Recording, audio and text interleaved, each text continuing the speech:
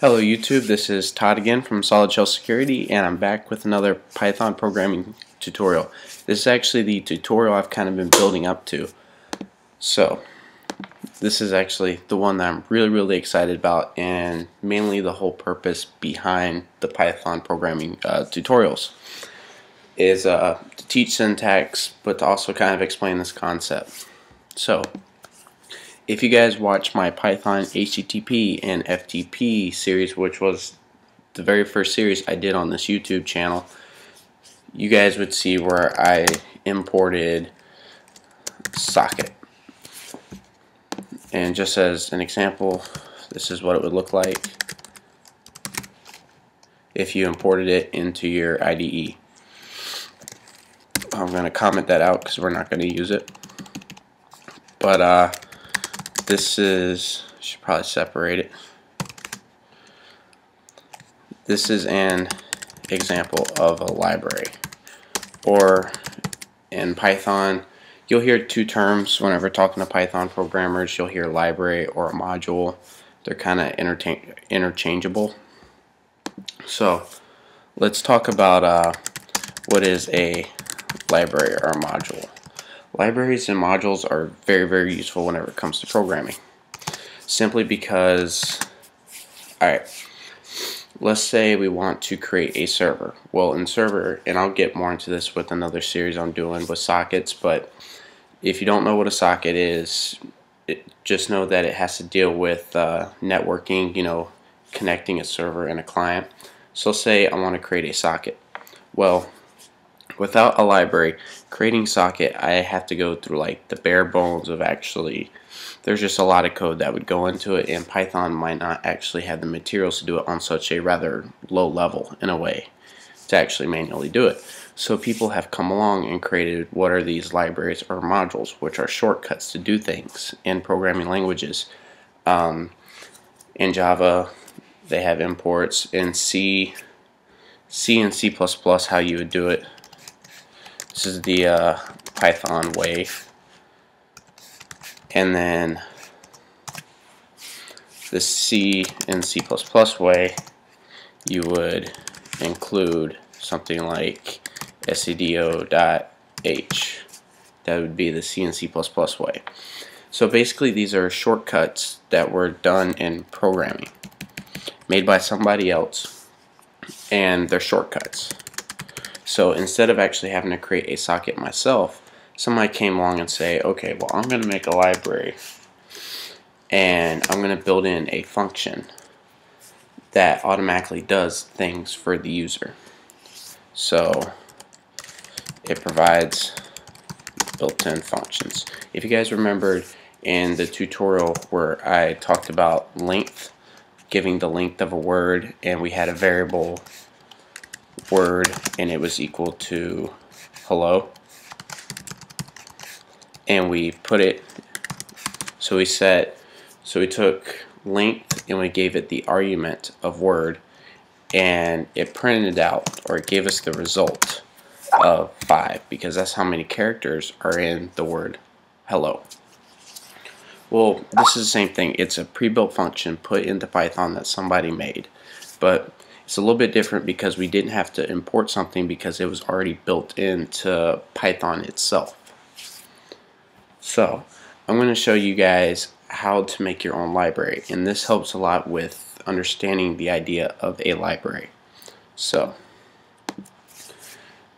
this is going to be the library file, and this is going to be the actual program using the library. So very simple. I'm just going to make a very simple function. So we're going to do text, and we're going to print hello. And we need to save this in our desktop.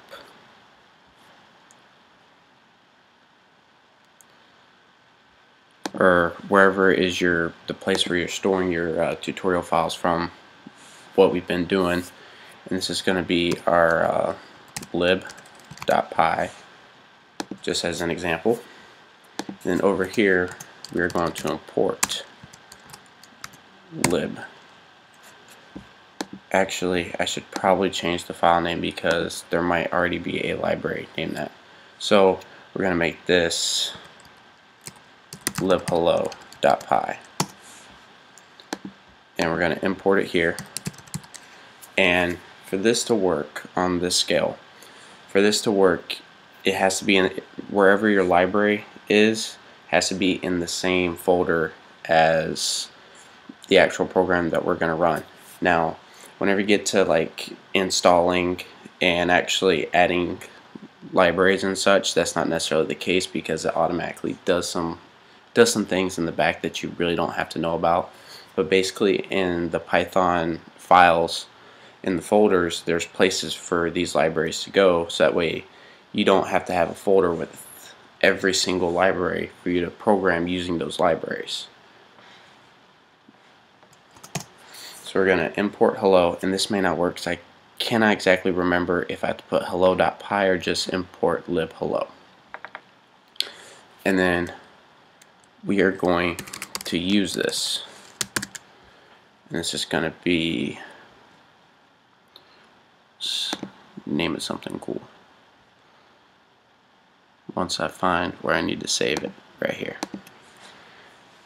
Or we'll just make it test.py, testlib.py. Alright, so let's fire this up. Let's change our directory to our desktop.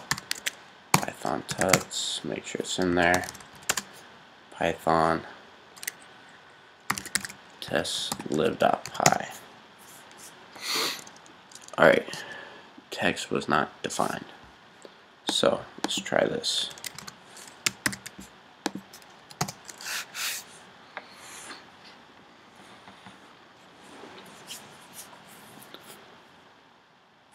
No module name .py.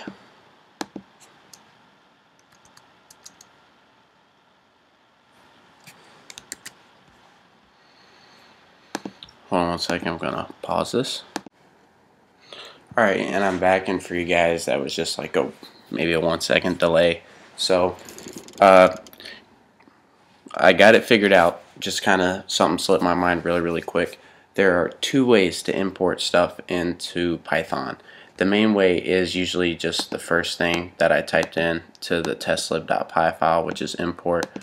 Another way, and sometimes like Python compilers can be really funny. Sometimes you have to do from, and we're going to use this as an example, libhello import. And then after you say import, you can import specific functions, like in this case we can do text, but generally you want to do like a little asterisk, and that automatically includes everything from that library. So this is just kind of one of those off cases where it doesn't exactly work, you know, just saying import hello lib doesn't exactly work the way we want it to.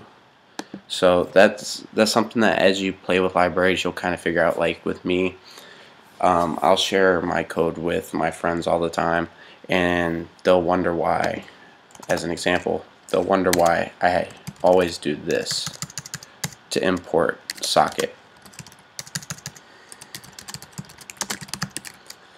And they always tell me, they say, no, Todd, you should just do import socket. Well, certain functions in the socket library won't work if I declare it this way. But if I declare it this way, everything works. So it just kind of depends on like your computer. I would say just to stay on the safe side, declare things this way. So we're gonna finish up this program here from hello lib import. We are going to save that, and whenever we run it we should get hello. And remember, we are running the test lib, not the hello lib or libhello. Seems I must, oh my bad, I feel kind of stupid about that. I put that backwards. So there we go. As you can see, it printed out hello. And just as an example showing where we can define, like let's say this had different functions. Define hello, print bonjour. We'll save that. Save that. Now, if I do hello here, make sure it's saved. You get both hello and bonjour, but I can take this out and I can just do hello. And now if I try to add back in text, it gives me an error because text wasn't defined because we didn't explicitly import it. Now, to import multiple things and to keep you from doing this, so that way you could import both functions that are automatically built in. How to do this, you just simply put a comma and then write the other function. So like if you're writing a program and you know exactly what functions you need, instead of importing the whole library, it might help on speed to and whenever I say help on speed, I mean we're talking about massive programs. On a small scale such as this, I mean we're talking about nanoseconds, like nothing. But on large scale programs, it might be a good idea to specifically import the functions you're going to need. So if you only need half the functions, and if you already have the whole thing imported, try just importing those specific functions and see if it saves a second or two. Trust me, your users will love it, especially whenever you start getting into writing like games, all different kind of server stuff. If you can speed something up by half a second, users will love you just a hell of a lot more. So this pretty much concludes this Python tutorial.